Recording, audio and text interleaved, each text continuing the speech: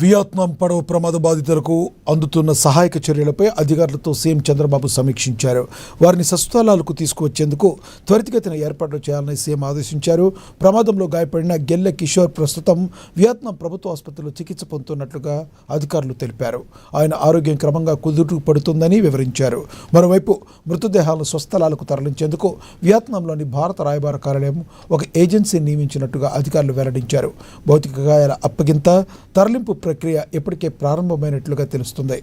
బాధిత వ్యక్తులు సురక్షితంగా స్వదేశానికి తిరిగి వచ్చే వరకు, మృతుల భౌతిక కాయాల తరలింపు ప్రక్రియ పూర్తిగా ముగిసే వరకు అవసరమైన సహాయక సహకారాలను అందించాలని ఏపీ భవన్ అధికారులు సీఎం ఆదేశించారు.